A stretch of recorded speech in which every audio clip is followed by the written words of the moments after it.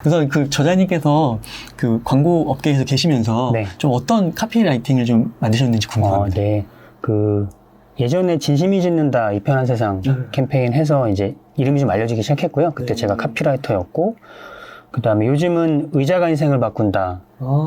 CD즈 브랜드명 얘기해도 되나요? 네, CD즈 캠페인을 이제 처음부터 지금까지 하고 있고요. 이제 마케팅적인 성과가 있었고, 또 전에는 착한 드링크 비타500 수지 나와서 그 광고 3년 정도 했었고요. 예전에는 신한금융투자 너 이름이 뭐니? 했던 광고 있었어요. 네. 그런 것들도 이제 노래 가사 같은 것도 쓰고 일을 오래 하다 보니까 이런저런 작품들이 있었습니다. 네, 이런 광고 문구가 나오기까지는 어떤 과정이 좀 있는 거예요? 그리고 궁금한 거는 어느 정도 시간과 에너지가 들어가는지. 네, 이게 사실은 그 시청자분들이 보시는 광고는 15초, 맞아요. 길게는 30초잖아요. 근데 이걸 쓰는데 2달 정도 시간이 걸리거든요. 15초, 30초에 2달이 걸려요. 그래서 꽤 많은 시간이 필요하고, 대체로 보면 이제 스터디부터 시작을 해요. 이 브랜드가 나한테 왔다면 공부부터 시작하거든요. 이 브랜드는 그럼 이제까지 어떤 메시지를 발신했지? 장점은 뭐지? 그리고 경쟁자는 어떤 메시지를 취하고 있지? 그리고 이 타겟들은 그럼 뭘 좋아하지? 같은 것들을 종합적으로 다 판단해서 카피를 쓰고 광고물이 만들어지는 데까지 최소 2달 정도 걸립니다. 와, 진짜 말씀해주신 대로 이렇게 딱 보는 거는 15초, 30초고, 문장도 한 문장, 두 문장? 이 정도인데, 네. 그게 만들어지기까지 거의 2달이 걸리는 네. 거군요. 그러니까 그런 노력이 있기 때문에, 그런 과정이 있기 때문에 또 광고가 나왔을 때 소비자들에게 딱 각인되는 것 같기도 하고요. 네, 그렇죠. 그러시군요. 그러면 보통 이제 그 광고 기획자, 카피라이터 이런 걸 생각하면은 굉장히 창의력이 뛰어난 사람, 네. 이런 식으로 생각을 많이 하게 되잖아요. 네. 그런 창의력을 좀 기르는데 어떤 좋은 방법이 있나요? 사실은 저도 이제 처음에 이 일을 시작하면서 이제 막 달려들었는데 생각보다 제가 재능이 없는 것 같아서 고민을 되게 많이 했었어요. 근데 일을 해보니까 창의력이 중요한 게 오히려 막 어떤 탤런트보다는 잘 따라하는 거더라고요. 그러니까 꾸준히 따라하면 그게 자기 능력이 되는 경험들을 많이 했어요. 그래서 창의력을 빨리 키우고 싶으시면 필요한 건 재능이 없다고 걱정하지 마시고 많이 따라하시는 건데요.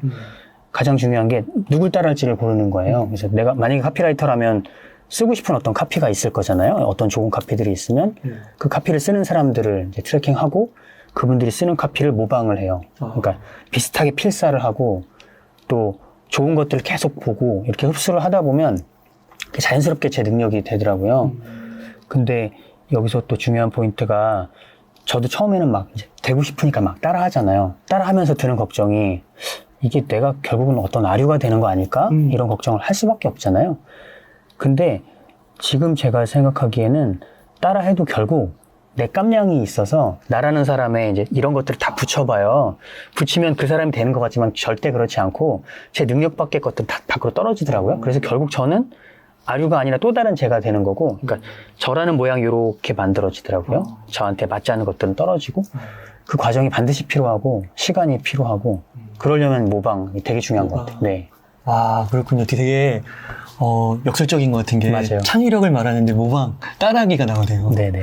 아, 그리고 사람에게 이렇게 태어날 때부터 갖고 있는 성정이 있다고 이런 얘기 하잖아요. 네네. 그 자아 같은 거. 그러니까 그런 게 이제 모방을 하다가 점점 그냥 자연스럽게 필터링이 돼가지고, 네. 그 사람의 그 자아에 좋은 모방거리가 붙어가지고 하나의 이렇게. 맞아요. 그게 만들어지고. 네. 아, 그렇군요. 가장 중요한 2가지를 말씀드리자면, 하나는 은미력 같아요. 은미력이라는 말은 이제 제가 만든 말인데요. 은미력이라는 단어를 이제 책에서 굉장히 중요하게 얘기하고 있는데, 뭐냐면, 이건 막 제가 기분 좋은 말을 많이 해서 말을 많이 할 것 같은데, 사람들이 무언가를 뺏길 때마다, 내한테서 뭔가 사라질 때마다 갖고 있는 것들을 더 소중하게 그러니까 바라보는 것 같아요.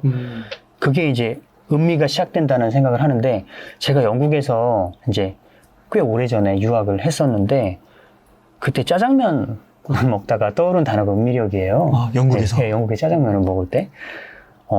영국이 물가 굉장히 비싸고 음식이 맛이 없잖아요. 그래서 유학을 하다가 한국 음식이 너무 먹고 싶어가지고 짜장면이 갑자기 생각이 나서 먹으러 갔어요. 근데 그 당시 이제 오래전, 제가 이제 옛날 사람이니까 오래전에는 짜장면이 3,000원이었었어요. 근데 영국 시내까지 나가서 짜장면을 먹으러 갔더니 8파운드였고 2,000원이 넘어서 16,000원 정도 됐단 말이죠. 그러니까 5배 이상의 금액이니까 지금 짜장면 5,000원이면 25,000원인 거죠. 교통비도 들었으니까. 값이네요. 그렇죠. 짜장면 한 그릇에. 네. 그래서 이거 이제 너무나 소중하게 짜장면을 먹게 된 거예요. 근데 정말 맛있더라고요. 영국에서 사실 영국 음식이 아주 맛있진 않잖아요. 그러다 보니까 이 짜장면이 너무 맛있어서 먹다가 든 생각이, 근데 생각해 보니까 짜장면은 사실 그대로인 건데 내가 바뀐 거네. 그러니까 중요한 건 어떤 컨텐츠 자체가 아니라 컨텐츠를 느끼는 사람이 더 중요한 거구나라는 생각을 했었어요. 그리고 나서 생각해 보니까 우리가 지금 그 영국에서 짜장면을 맛있게 먹은 것 같은 일들을 다 하고 있다고 생각이 들더라고요.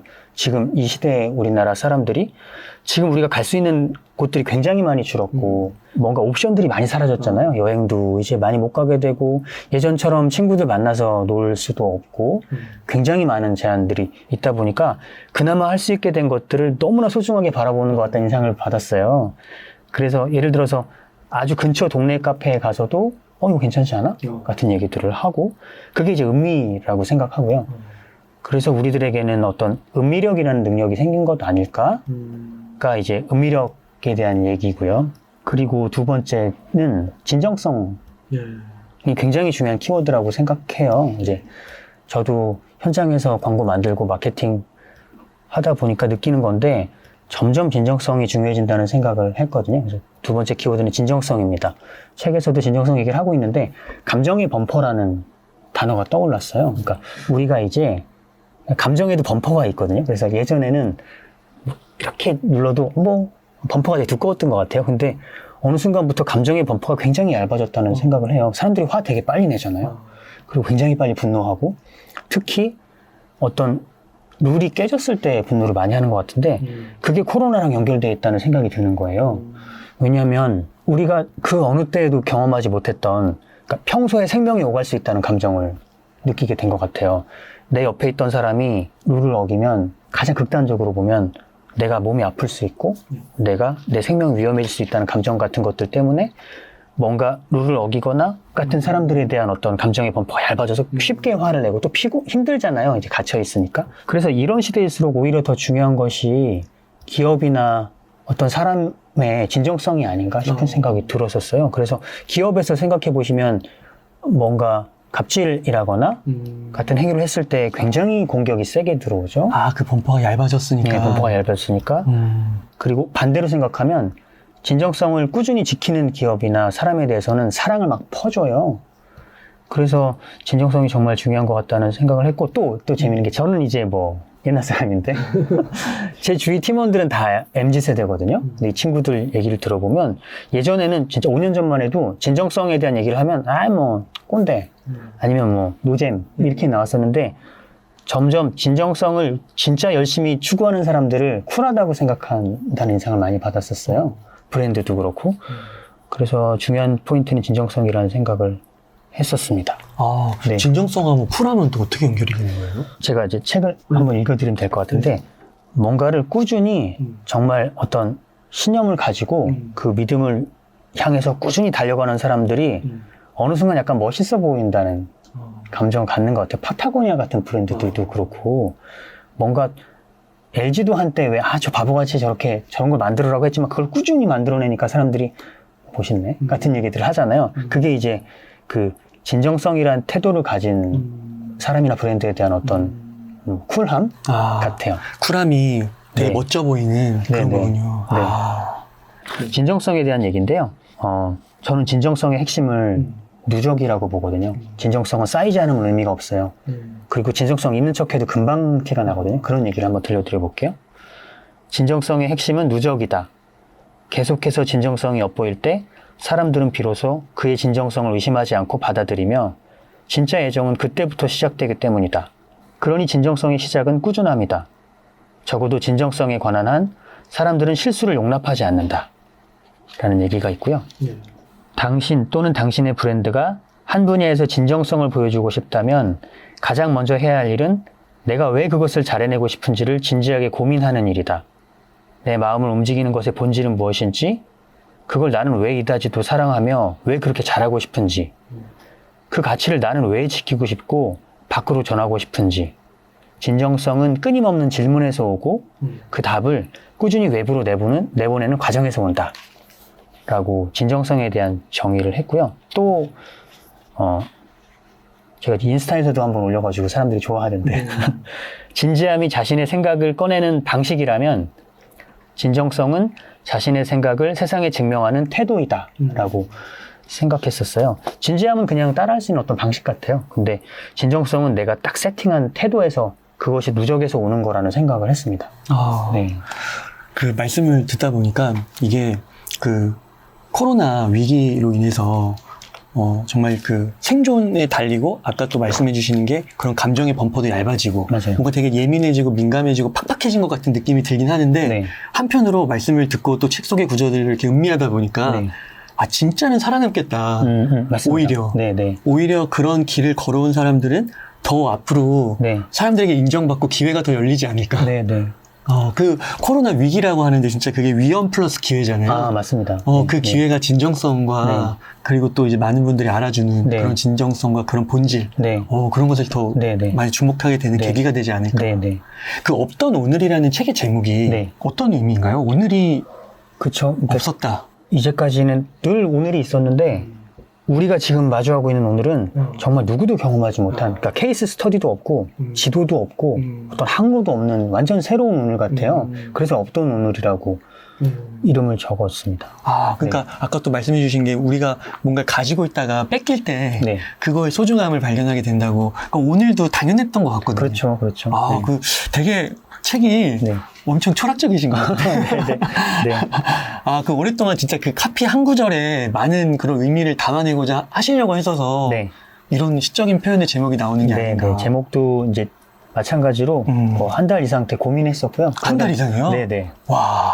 이제 사실 제가 카피라이터다 보니까 짧은 문장도 이제 공을 들여서 쓰게 되는데 책 제목 가지고도 꽤 오래 고민했었고요. 그래서 이제 정한 제목이 없던 오늘입니다. 그러니까 제가 알고 있는 한 재테크 그 유튜버 분이 꽤 잘 나가시는 분인데 그분이 이 책을 굉장히 좋아하시더라고요. 네. 그러니까 되게 돈, 뭐 숫자 이런 거면 네. 되게 뭔가 이렇게 좀 사람이 까다로울 수도 있고 네. 현실적일 수도 있고 그렇잖아요. 네. 근데 문장들이 너무 좋았던 것 같아요. 네. 감사합니다. 코로나 이후로 뭐가 변했는지를 계속 들여다보다 보니까 우리한테 중요한 게 묻는 능력 같다는 생각이 들었었어요. 질문할 수 있는 능력이 정말 중요하다는 생각이 들었었는데 사실 이게 막 모든 게 다 바뀌고 있잖아요. 너무 근본적인 변화가 벌어지고 있으니까 4차 산업혁명 이후로 모든 게 다 헷갈리기 시작하다가 코로나가 이제 기름을 부은 것 같은데 그러다 보니까 이제 아주 예전에는 어른들이 유리했던 시대 같아요. 그러니까 한 기업의 가장 높은 곳에 있는 사람들은 모든 것을 다 이해하고 꿰 수 있었던 시대였다가 이제는 그 자리에 있다고 이 모든 것을 파악할 수 있는 시대는 끝난 것 같아요. 그렇다면 이제 꼰대들은 다 끝났느냐는 아닌 것 같고 오히려 근데 달리 생각해보면 어른들에게는 또 그 주녀에게는 없는 능력이 있거든요. 그러니까 우리는 용기를 가지셔도 되는데요. 그 뭐냐면 경험이 쌓이면 시간의 힘을 갖고 나서 얻게 되는 건 뭐냐면 위에 이렇게 물살이 있어도 전체적인 흐름을 파악하는 능력들은 확실히 생기는 것 같아요. 일을 이제 어느 정도 하게 되면. 그리고 어떤 정보들을 가지고 방향점을 찍는 것 같은 것들도 훨씬 이제 그러니까 우왕좌왕하는 시간을 약간 줄이고 직관적으로 빨리 판단하는 능력들이 있는 것 같아서 그런 능력들을 갖추고 있는 어른들이라면 질문을 두려워하지 않을 수만 있다면 저는 훨씬 더 큰 기회가 열린다고 생각해요. 사실 내가 높은 자리에 가면 이제 좀 질문이 좀 부담스러웠잖아요. 예전에 내가 다 알아야 되는 시대였으니까. 근데 이제는 정말 그런 시대가 끝났다는 것을 염두에 두시고 부끄럽지 않거든요. 질문이 부끄럽지 않아요. 이제는 저도 마찬가지예요. 지금 최신 트렌드를 제가 다 파악할 수 없는 것 같아요. 그러면 트렌드에 강한 친구들한테 물어보면 되는 거고요. 만약에 그걸 물어봤을 때 그 친구가 막 설명을 하는데 못 알아듣겠으면 과감하게 그 부분은 후배한테 맡기면 되는 거더라고요. 이거는 네가 날 도와줘. 대신 내가 전체적인 브랜드 방향성 같은 건 판단해 줄게 같이 과감하게 권력을 이양하고 또 컨트롤만 하는 것만 해도 그건 이제 그 조망을 할 수 없으면 할 수 없는 능력들이거든요. 그래서 새로운 시대에는 묻는 어른들에게 유리한 시대가 올 것 같다. 라는 얘기를 하고 있습니다. 지금 말씀해 주신 게 약간 그 수직적인 문화가 수평적으로 변한다. 이렇게 좀 이해를 해도 될까요? 그쵸. 이제는 이제 수직적으로 모든 것을 다 윗사람이 판단하는 시대는 끝난 것 같고 그러니까 그런 거예요. 아마 잘 많이 들으셨겠지만 노하우 노가 중요한 게 아니라 노웨어가 중요하다고 하잖아요. 내가 다 하우를 알 필요가 없고 어디에 무엇이 있는지를 잘 파악하는 것이 훨씬 더 유리한 능력 같고요. 그게 말씀하신 수집과 수평 같아요. 네. 하우는 내가 다 파악하는 거지만 웨어는 말하자면 어디에 무엇이 있는지를 잘 알고 전체적인 걸 통합하는 능력이니까 사실 이게 재테크든 뭐 돈의 흐름이든 다 마찬가지 같아요. 어떤 영역을 완벽하게 파악하는 것도 중요하지만 전체적인 흐름을 보고 무엇이 중요할지를 판단하는 것들도 되게 중요한 것 같고. 네. 이런 변화가 혹시 일어난 원인을 보세요? 글쎄요. 그게 반드시 코로나 때문은 아닌 것 같고 그냥 전반적인 흐름은 이미 뭐 10년 전에도 있었던 것 같아요. 그 변화가 쭉 있었고 아마 기술의 굉장히 빠른 발달 때문이겠죠. IT.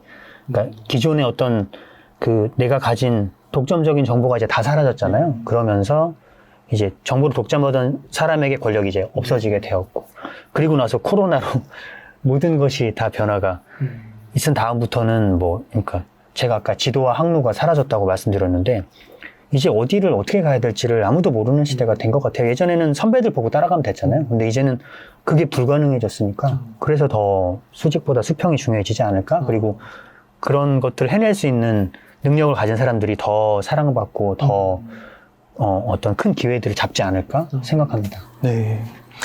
그 오늘 되게 유병옥 저자님께서 진짜 탁월하신 것 같아요. 그 한 단어로 네. 많은 내용을 그 함축하셔서 표현하시는 게 진짜 저는 이제 막 현장에서 어떻게 하면 돈을 더 벌까? 네. 어떻게 하면 더 좋은 컨텐츠로 네. 뷰수를 높일까? 이런 걸 이제 고민하다 보니까 하루하루를 그냥 급하게 살았던 것 같은데 네. 잘 생각해 보니까 코로나 이후에 정말 많은 것들이 변하고 있고 맞습니다. 어느 순간 또 내가 한번 또 이렇게 내 삶을 돌아보는 계기가 강제적으로 된 것 같아요. 근데 그런 맞아요. 것들을 이제 은밀력과 네. 진정성이라는 이 키워드 두 개로 정리를 해주시니까 네, 네. 이게 탁 꽂히는 것 같고 네, 네. 예, 정말 좋은 것 같습니다. 네. 그러면은요, 저자님 요것도 한번 여쭤볼게요. 네. 광고계 하면은 네. 굉장히 그 치열하고 네. 전쟁터 같고 네, 전쟁터죠. 전쟁터인가요? 네, 네, 그렇게 또 사람들한테 많이 알려져 있는데 그런 가운데서도 계속 살아남고 꾸준히 성장하는 사람들 있잖아요. 네, 네. 그런 사람들에게는 어떤 특징이 좀 있었나요? 제가 이제 제가 되게 꼬맹이 시절도 있었고 지금 이제 후배들을 계속 받고 느끼는 게 있는데요. 광고회사처럼 굉장히 치열하게 창의력이 필요한 영역에서 의외로 꾸준히 잘하는 사람의 공통점이 저는 호기심과 끈기 같아요. 그러니까 지적 호기심이 굉장히 중요하고요. 그리고 이건 사실 뭐 광고회사뿐만 아니라 모든 영역에서 퍼포먼스를 내는 사람들도 비슷할 거라는 생각이 드는데 궁금해하고 또 그걸 물어보는 거 두려워하지 않고 지적 호기심이 있는 사람들이 이제 계속해서 자기한테 어떤 능력들을 굉장히 빨리 흡수하는 것 같고 또 중요한 게 끈기인데요. 제가 초반에도 말씀드렸지만 창의력이 중요한 게 무슨 반짝이는 능력 같지만 의외로 시간을 많이 투입해야 돼요. 능숙해야 되는 영역이라서 내가 좋은 것들을 일정 시간 이상을 그러니까 힘든 걸 감내하고 쭉 시간을 들이는 그 어떤 태도랄까요? 그것들이 있는 친구들이 오랫동안 잘해요. 그러니까 끈기가 부족한 친구들은 재능이 뛰어난데 끈기가 부족한 친구들은 처음에 되게 잘해요. 3년 정도 잘하다가 아닌 것 같은데 뭐 이렇게 다른 데 가는데 자기 능력들을 계속해서 예를 들어 뭐 몇 년 이상 쭉 집어넣는 친구들은 카피가 굉장히 좋아진다거나 아니면 발상을 굉장히 빨리 한다거나 같이 능력들이 갑자기 쑥 올라가는 경험들을 하거든요. 그래서 호기심과 끈기가 굉장히 중요하다 생각합니다. 그러니까 광고업계 이러면은 순간적인 뭔가 맞습니다. 기질이나 네. 그 천재적인 발상 이런 걸 되게 소중히 할 것 같은데 네. 오히려 살아남고 성장하는 사람들은 네. 끈기가 더 중요하다. 네. 뭐 호기심의 영역은 딱 정해지진 않은 것 같아요. 이게 그냥 막 영역의 호기심일 수도 있고 그냥 퇴근하고 댄스 같은 거 공부하러 가는 친구들도 있고 그런 친구들 특징이 그냥 그것만 하는 게 아니라 이것도 해봤으니까 난 이것도 해볼까? 그리고 뭐 지금 유튜브로 뭐 한다는데 그럼 해볼까? 캠핑 뭐 저게 유행이라는데 그럼 내가 가서 그 블로그 저기 유튜브 한번 해보고 같이 생각하면 직접 한번 해보고 저지르고 아니면 말고 같은 생각들을 하는 친구들이 굉장히 그러니까 생각에도 깊이와 넓이가 있을 텐데 넓이 측면에서는 굉장히 뛰어난 것 같았어요. 네. 그러시군요. 그럼 처음에 이렇게 광고업계에 들어오셨을 때부터 좀 어떻게 여쭤봐야 될지 모르겠는데 성과가 좋으셨네요.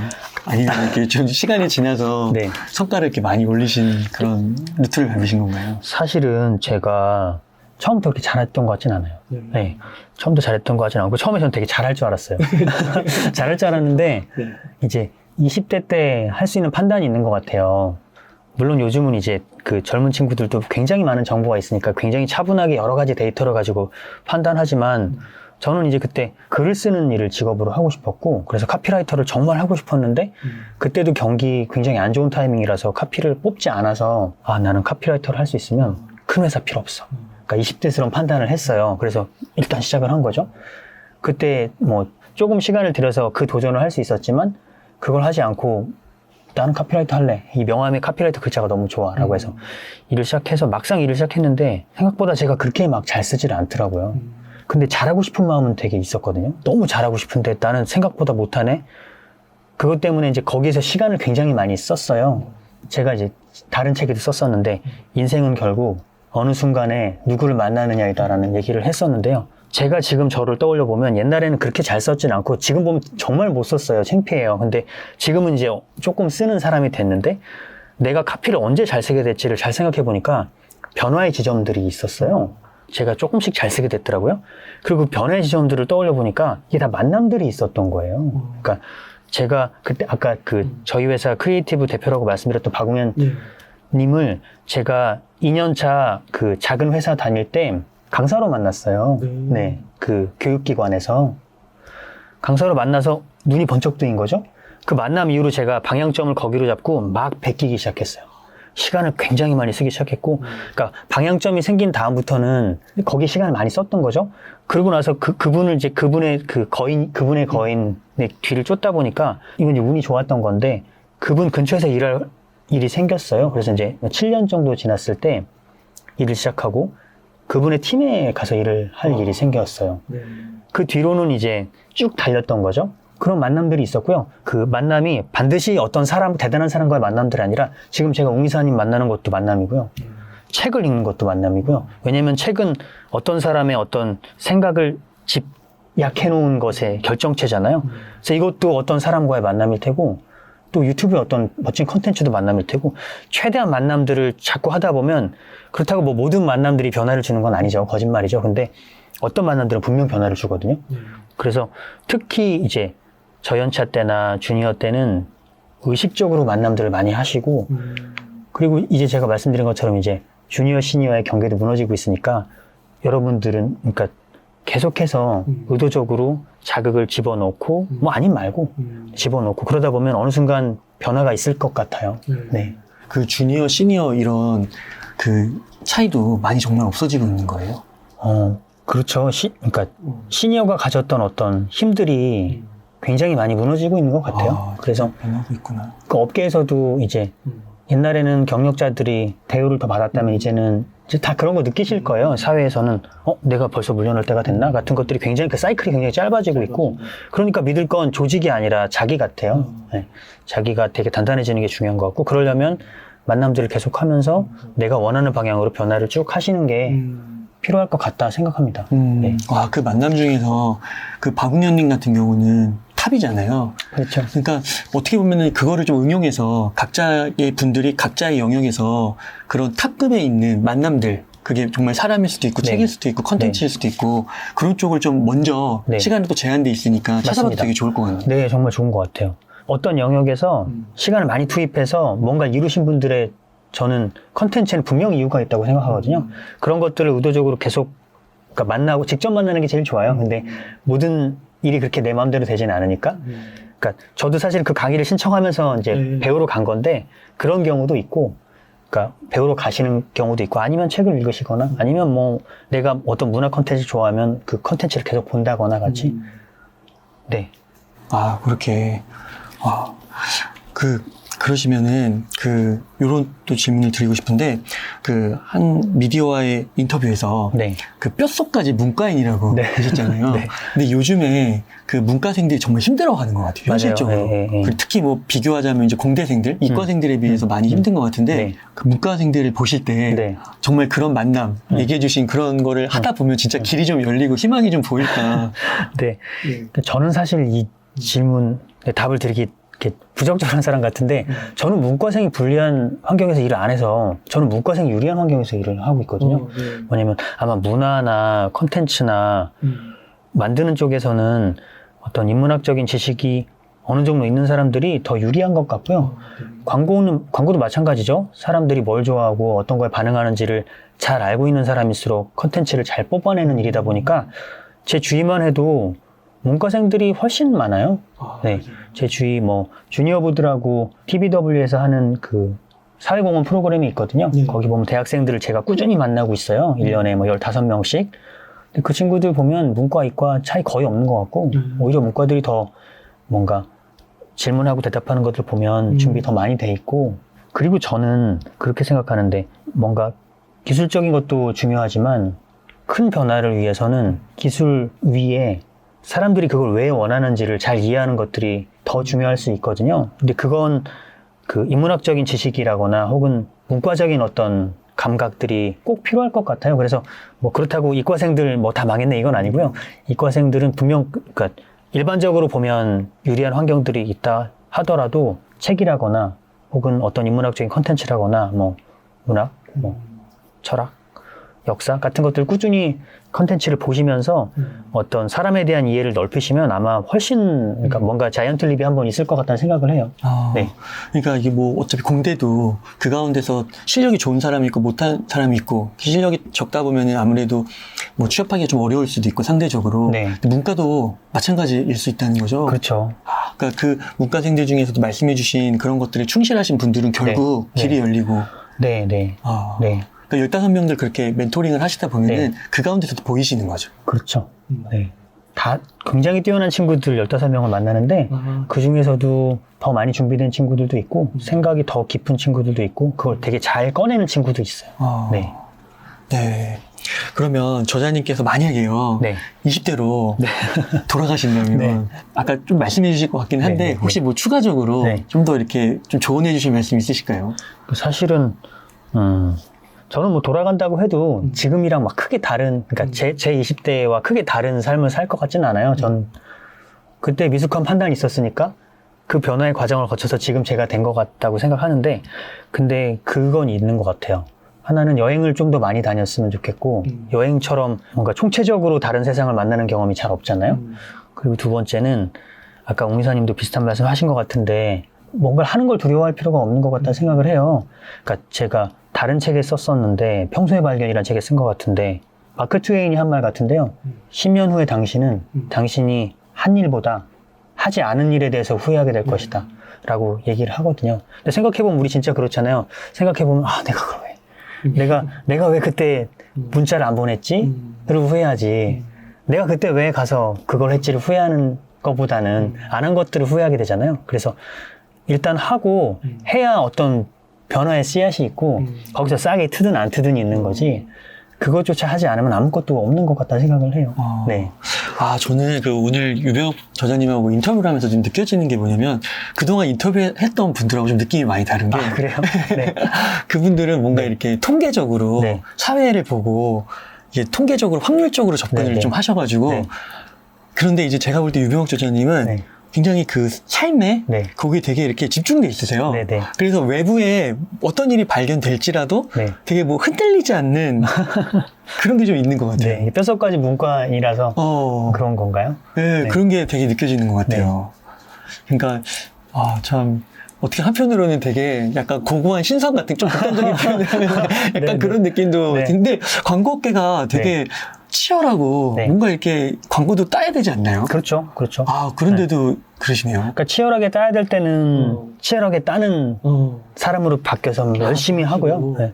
또 뭔가 후배들에게 뭐 자극을 줘야 될 때는 제가 원하는 이야기를 하기도 하고 책을 쓸 때는 그러니까 각자의 또 그 부캐들이 있잖아요. 페르소나가 있고 그러니까 책을 쓸 때는 작가의 유병옥으로 사는 거고 일할 때는 또 굉장히 치열하게 야근하면서 카피 쓰고 그러고 있습니다. 아마 이 컨텐츠를 제 후배들이 보면 막 웃을 거예요. 멋있는 척 한다.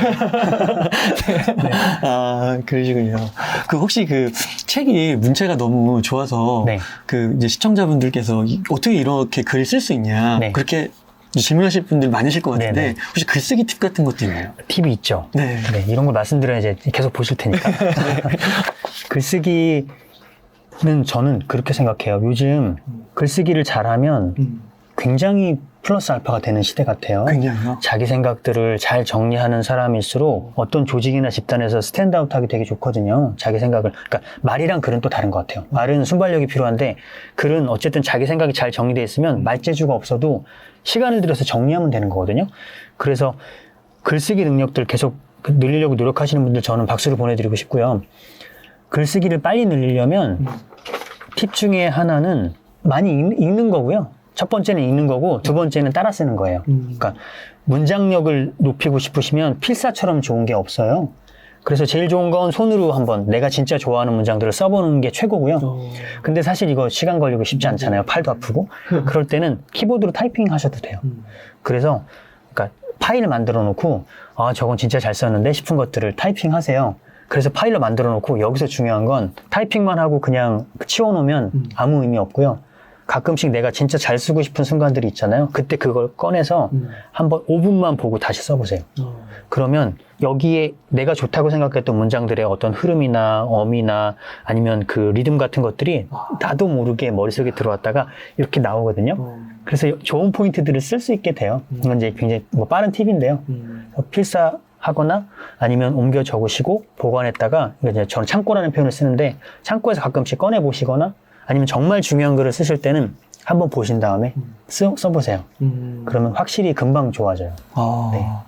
그 예전에 그 조정래 작가님인가 그 자녀 결혼할 때 그분이 딸인가 있었는데 아무튼 그 사위 될 사람을 데리고 왔는데 태백산맥을 다 쓰게 했다고. 그걸 다 써야 결혼하게 했다고 뭐 그런 이야기가 있다고 하던데. 네. 그러시군요. 결혼에 성공하셨다고 하는가요? 그건 잘 모르겠습니다. 것 같은데. 네. 인터뷰에서 그렇게 말씀을 해주시더라고요. 네. 그런 것 같아요. 이게 지금 코로나가 오고 정말 힘드시잖아요. 그죠? 뭐 제가 예측할 수 없을 정도로 힘드신 분도 많은데, 그쵸? 힘든 건 어쩔 수 없는데, 조금만 다르게 생각해 보면 지금 모든 영역에서 근본적인 변화가 일어나고 있잖아요.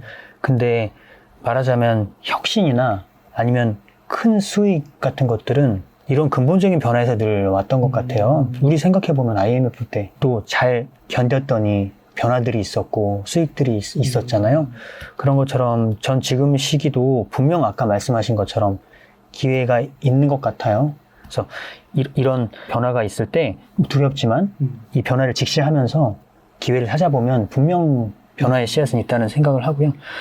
제 책에서 아까 말씀드린 것처럼 저는 뭐 how to 이렇게 하면 뭐 없던 오늘을 살아갈 수 있습니다라는 책을 쓰지는 못했어요. 그럴 능력은 없는데 어쨌든 변화에 대한 어떤 힌트나 인사이트들을 많이 적어놨거든요. 그래서 아마 책을 보시게 되면 그런 힌트들을 만나보실 수 있을 것 같아서 좋은 책입니다. 네. 읽어보십시오. 네. 갑자기 질문이 하나 생각이 들어서, 그 아까 글쓰기 팁 얘기해 주시면서, 과거보다 글쓰기로 얻을 수 있는 유익이 많다고 하셨잖아요. 이게 진짜 그러신가요?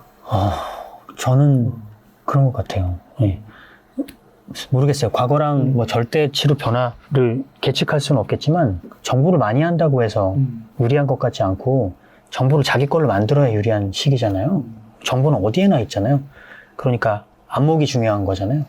저는 과잉의 시대일수록 안목이다라는 문장을 쓰고 있는데 이렇게 많은 것들이 흩어져 있을 때는 보는 눈이 중요하고 보는 눈이 있다면 이걸 얘기를 해야 될 거잖아요. 그게 이제 말 또는 문장이거든요.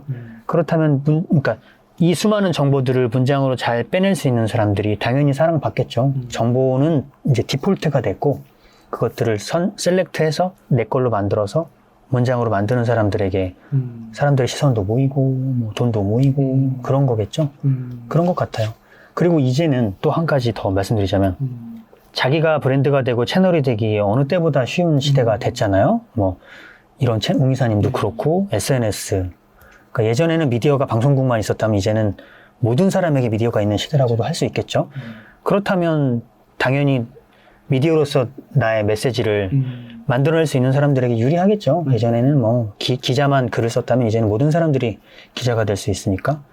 그래서 점점 더 문장, 말 중요한 것 같습니다. 네. 또 추가적으로 그것도 한번 부탁드릴게요. 이런 책을 쓰기까지 아니면은 일에서 어느 정도 위치까지 올라가기까지 어느 정도의 노력을 했다. 뭐 그런 것들 혹시 사례나 뭐 분량이나 뭐 시간이나 이런 게 좀 있으실까요? 이벤트 뭐 사건이나 뭐 이런 거. 사건은 제가 사실은 그런 얘기 되게 많이 듣는데 광고회사 바쁜데 언제 책을 써? 라는 얘기를 많이 해요. 근데 사실 시간이 없죠. 근데 이것도 루틴이 생기면 할 수 있는 것도 있고 내가 일을 위해서 하는 시간 플러스 책을 쓰기 위한 시간들을 늘 빼놨어요. 저 이제 첫 책을 쓸 때는 아기가 태어나서 육아 때문에 뭐 시간을 낼 수가 없잖아요. 그래서 애기 다 자고 12시 반부터 1시 반까지 1시간씩 매일 빼서 그때 글을 쓰기도 했었고 코로나 시국에 이 없던 오늘이란 책은 주말마다 시간을 빼서요. 그때는 카페도 문을 안 열었었어요. 그래서 내가 카페에서 쓸 수 없으니까 차에서 책을 썼어요. 네. 이 책 보면 제 표지에 여기 보시면은 여기 빨간 옷 입고 있는 사람 저거든요. 이게 카페 가서 책을 쓸 수 없으니까 와. 조그만 책상이 있어요. 휴대용 책상이 있더라고요. 그래서 그거를 차에다 놓고 일요일에 이제 정해진 시간에 가가지고 근데 또 겨울에 썼거든요. 겨울에 쓰니까 춥잖아요. 근데 제가 이제 이 책에도 썼지만 이제 지구에 대한 이제 관심이 생기다 보니까 공회전을 못 하겠는 거예요. 그러니까 추운데 그래서 어떻게 했냐면 옷을 여러 겹을 껴입고 보온병에 뜨거운 커피나 물 같은 걸 담아서 놓고 중간중간에 마시면서 쓰니까 또 이게 또 정취가 있는 거예요. 그래서 그런 식으로 책을 썼거든요. 정취가 있어요? 또 나름 정취가 있어요. 재미가 있어요. 와. 그렇게 해서 책을 썼었고요. 와, 주말마다요? 네, 주말마다 쓰고 또 사람이 이제 익숙해지면 금방 쓰게 되잖아요. 뭔가 이제 속도가 붙잖아요. 책도 마찬가지라서 첫 번째 책보다 세 번째 책은 훨씬 더 수월하게 목차가 나온 뒤로는 그것들을 늘리는 방식으로 썼습니다. 네. 아, 역시 그 한 분야에서 어느 정도 이렇게 획을 그으신 분들은 아이고, 획은 아닙니다. 그 뒤에서 정말 이렇게 감탄사가 절로 나오는 노력과 그 이야기가 다 있는 것 같아요. 네, 네. 이게 저는 메모의 힘이 대단한 것 같아요. 기록의 힘이 대단한 것 같은데 사실 웅 이사님도 그렇고 저도 그렇고 시간은 똑같잖아요. 24시간 모든 사람 다 똑같잖아요. 근데 시간을 밀도 있게 쓰는 방법, 그러니까 그 물리적인 시간은 똑같은데 그 똑같은 시간을 밀도 있게 쓰는 방법은 그 중에 하나는 기록 같아요. 그러니까 내가 뭔가 아이디어가 떠오르거나 좋은 생각이 나거나 뭐 책을 봤을 때 뭐가 있을 때 날아가는 시간을 붙잡아 놓는 게 메모라는 말을 누가 하던데 시간을 일단 붙잡아 놓으세요. 스마트폰 같은 거 쓰기 좋잖아요. 그리고 여기 쓸 때 아, 이게 뭐 제대로 된 아이디어를 생각할 필요가 전혀 없고요. 일단 무조건 적어 놓으세요. 적어 놓은 다음에 이게 스마트폰에도 좋고 뭐 노트북에도 좋고 그리고 나서 뭔가 지금 이 시간이랑 전혀 다른 시간에 한번 읽어보시면 여기에 되게 많은 그 씨앗들이 있거든요. 그러니까 메모를 꼭 한번 해보시라. 그리고 메모는 멋있을 필요가 전혀 없다. 멋진 문장일 필요가 없다. 그리고 메모를 하고 안 보면 그건 또 아무 의미가 없는 거고 당신이 붙잡아놓은 시간을 어느 날 뭐 커피 한 잔 마시면서 뭐 비즈니스 아이디어가 떠오르는 게 필요할 때나 이럴 때 한번 쭉 보시면 이런 생각이 있었네? 를 적지 않으면 다 까먹거든요. 어떤 천재도 다 까먹어요. 근데 잡아놓으면 이 중에 뭐 80%는 의미가 없겠죠. 근데 20% 정도는 정말 재밌네 같은 것들이 있어요. 내가 한번 좋다고 느낀 거니까. 그래서 기록과 메모를 습관으로 가져가시는 게 되게 좋은 자기 능력이 되는 것 같다는 생각을 합니다. 그러니까 이런 것은 어떻게 생각하세요? 그 적는 시간조차 아까워서 더 계속 읽는 거죠. 그러니까 그런 댓글이 좀 있는 것 같아요. 근데 저는 적는 시간은 전혀 아깝지 않은 것 같아요. 네, 뭔가 표시를 해놓거나 안 그러면 제가 머리가 나빠서 그런지 모르겠는데 읽고 나서 다 까먹어요. 근데 뭔가 좋았다는 표시를 해놓고 다시 보면 아, 내가 이걸 읽었었지? 좋네를 느끼게 되거든요. 그래서 어떤 표시나 호흡을 잠깐 그러니까 가다듬으면서 이걸 곱씹는 것들은 되게 좋은 것 같아요. 네. 재능도 굉장히 중요한데요. 저는 한 사람의 능력이 막 타고나는 게 물론 중요해요. 문장을 쓰는 능력들은 있는데 한 사람의 능력은 재능 곱하기 시간의 제곱 같아요. 시간의 힘이 그렇게 강력한 것 같아요. 그래서 아무리 사람이 재능을 갖고 있어도 처음에 반짝할 수 있겠죠. 시작점에는 재능을 가진 사람이 훨씬 유리할 거예요. 근데 여기에 시간을 투입하지 않으면 이제 여기서 이렇게 올라갈 텐데 재능이 요만해도 여기에 시간을 충분히 투입한 사람들은 시간의 제곱이라고 생각해요. 이게 이렇게 훨씬 더 늘어날 수 있거든요. 그래서 그리고 또 제가 중요하게 생각한 것 중에 하나가 요즘 제 머릿속의 화두가 시간의 힘인데요. 시간을 들여서 얻은 어떤 능력은 쉽게 사라지지 않는 것 같아요. 쉽게 얻은 건 쉽게 사라지고 시간을 투입해서 얻은 것들은 결국 오랫동안 내 곁에 있는 것 같다는 생각을 하거든요. 그래서 시간을 투입하는 것들 지루하고 내가 이거 뭐 언제 빛이 나겠어 싶은 순간들이 있으실 텐데 그런 거 너무 생각하지 마시고 과감하게 시간을 투입하셔라. 재능도 중요하지만 어쩌면 재능을 완전히 크게 키우는 것들은 투입한 시간인 것 같다는 생각을 합니다. 그 지루하고 막 하기 싫을 때 네. 그 감정조차도 그냥 이렇게 어떻게 보면 그냥 눌러놓고 할 때도 있어야 되는 건가요? 그렇죠. 네. 그냥 좋은 것만 할 수는 없는 것 같고, 그게 그런 것 같아요. 내가 정말 하고 싶은 마음이 들면 그 지루하고 하기 싫은 감정도 이길 수 있는 것 같고, 내가 별 관심이 없는 영역이면 그 지루하고 하기 싫은 것들 때문에 접는 것 같고, 그건 뭐 인간이면 누구나 그럴 수 있는 것 같은데요. 생각해보면 누구에게나 정말 잘하고 싶은 영역이 있거든요. 그건 이제 거기에 시간을 들여야죠. 내가 진짜 좋아하는 게 뭐지를 시간을 들여서 판단을 하고, 이게 딱 정해지면 여기에는 기본적인 시간을 넣어서, 근데 그 시간이 아마 웅이사님 그러니까 느끼실 거예요. 진짜 좋아하는 일에는 좀 고통스러운 시간을 넣는 것도 힘들지 않다면 거짓말인데 견딜 수는 있더라고요. 그래서 견디는 거죠. 견뎌서 어느 정도 넣다 보면 이제 그게 내 능력으로 바뀌고, 그때 얻는 쾌감은 또 대단해요. 네. 그러니까 저는 개인적으로 말씀을 들으면서 과거를 떠올리게 되는데, 네. 저는 진짜 그 처음에 초기에 회사, 그래서 지금도 조그맣지만 이렇게 만들어갈 때 진짜 앞이 안 보일 때가 있었거든요. 맞습니다. 근데 네. 그때도 그냥 그 앨리스에서, 이상한 나라 앨리스에서 네. 앨리스가 아까 앨리스가 그랬나? 어디로 갈지 모르겠다면 그냥 가라. 아, 네. 그냥 갔거든요. 네, 네. 하루하루 그냥 네, 네. 그냥 했던 일 그대로 반복하면서 이제 그냥 하다 보면 뭐 이렇게 어떻게 하다 보면 사람들 만나서 또 뭐 기회를 얻게 되고 하겠지. 그래서 이런 생각 그때 그래서 그런 걸 좀 많이 느꼈는데, 내 감정과 상관없이 그냥 가는 게 필요할 때도 있다. 이제 너무 힘들더라고요. 맞아요, 맞습니다. 그래서 근데 이거를 또 다른 사람에게 말하자니 너무 약간 꼰대 같고 맞아요. 감정을 너무 고려하지 않는 것 같고 남한테 잘 얘기해 줄 수 없는 것 같고 그런 게 있어서 혹시나 네. 저자님도 이제 그런 게 있으신가? 아니, 저도 뭐 싫은 것들은 싫었었고요. 광고 카피 중에 제가 좋아했던 카피가 하나 있는데, 아무것도 하지 않으면 아무 일도 일어나지 않는다는 카피가 있었는데요. 저는 그거 되게 맞는 말 같아요. 뭔가를 해야 무엇이 일어나는 거고, 그리고 그러다가 안 되면 뭐 할 수 없는 거고. 네. 네, 좋습니다. 그러면은 이 정도에서 인터뷰 마무리해도 될까요? 네. 이렇게 해서 없던 오늘 책을 써주신 유병옥 저자님과 인터뷰를 나눠봤습니다. 긴 시간 동안 유익한 인사이트 많이 나눠주셔서 감사의 말씀 드립니다. 오늘 고생 많으셨습니다. 네. 고맙습니다.